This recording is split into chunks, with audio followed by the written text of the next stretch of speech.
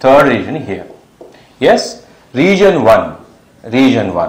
What is the region 1 and region 2 and region 3?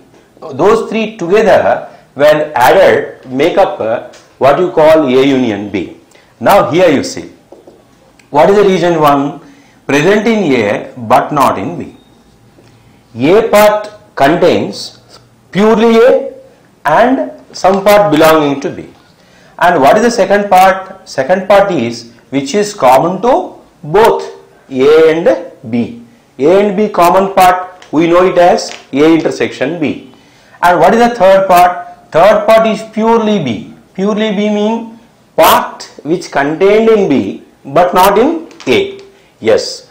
Now here if you observe, these are all are disjoint. A minus B intersection A intersection B intersection B minus A is not going to give you anything. They have nothing common. As such, they are null. Now next part is, therefore the probability of A union B, which we want in this case, the entire theorem is arrive at the formula for probability of A union B. Probability of A union B is nothing but probability of A minus B union probability of A intersection B union B minus A. Okay.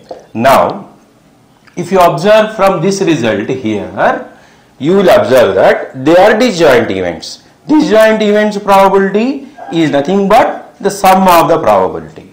Probability of each set. So I have written probability of each set.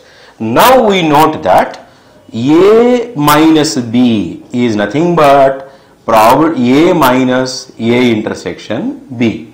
That's what we note. Check. I will separately explain here. This is A and this is B, and you know that this is A intersection B. And what is this? Present in A but not in B. Present in A but not in B. So this amounts to A minus B. That is nothing but from total A you are taking away the piece which belonging to A intersection B. As such, A minus A intersection B can be A minus B. Now B minus A in the same line, B minus A intersection B. Yes. Now this is equal to probability of A minus A intersection B. Second one, this we are not altering at all. Same thing we will write. Third one, probability of B minus A intersection B. Note, A intersection B is subset of A. A intersection B is subset of B. Here these things I am writing only for your understanding. Only for your understanding. This you need not reflect in your solution. If you write these steps, those are enough. You need not elaboratively write these things. These things are only for your understanding.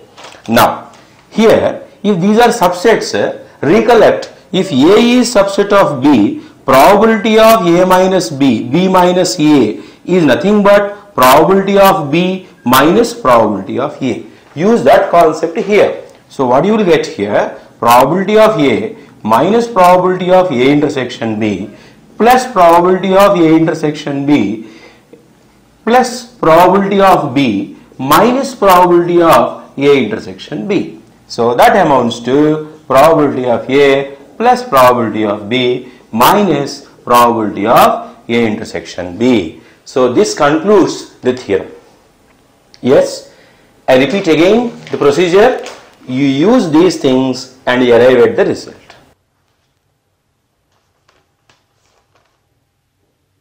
Yes, just now we have seen the addition theorem of probability, which in itself can be asked as an essay question, and invariably a question is asked on the addition theorem of probability application.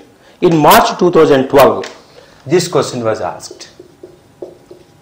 Question 12. This question was asked for 4 marks. Check this. If A and B are 2 events, if A and B are 2 events, such that probability of A is equal to 0.6, probability of B is equal to 0.7. Compute probability of A intersection B. Second one, probability of A union B. Third one, probability of A bar. Okay. Now, two independent events. A and B are two independent events.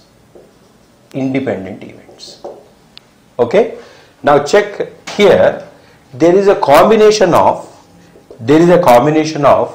multiplication theorem as well as addition theorem.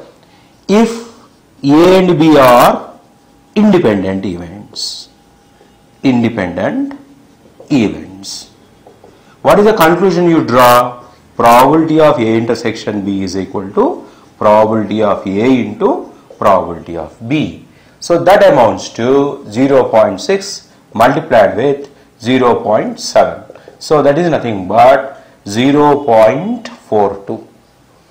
Next, probability of A union B, which is nothing but probability of A plus probability of B minus probability of A intersection B.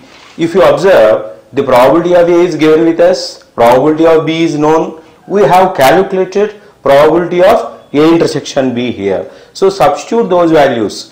This result, this particular statement has come out of what? The addition theorem of probability. So what is this now? 0.6 plus 0.7 minus 0.42. So 1.3 minus 0.42, 8. So this is 0.88.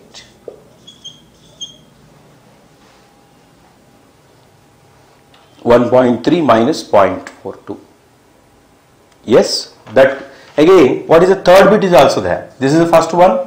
This is the second one, and you are given with third bit probability of A bar, which is nothing but 1 minus probability of A. This is nothing but 1 minus 0.6, which amounts to 0.4. This concludes the particular question. We are moving into the conditional probability. First we will see what is a conditional event.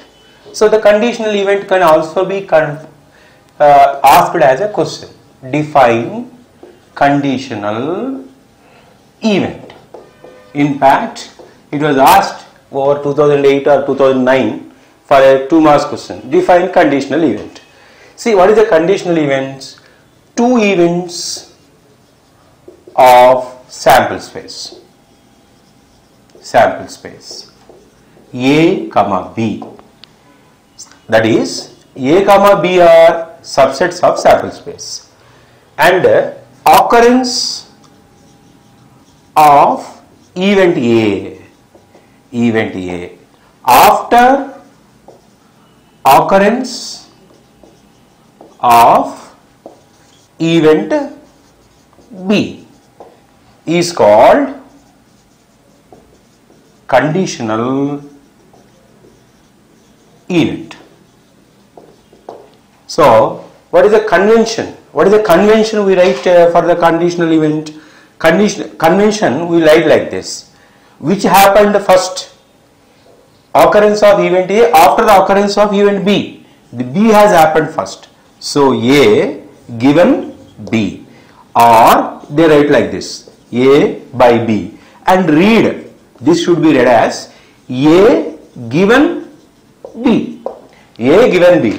This A happening of A when B has already happened, that is called A given B.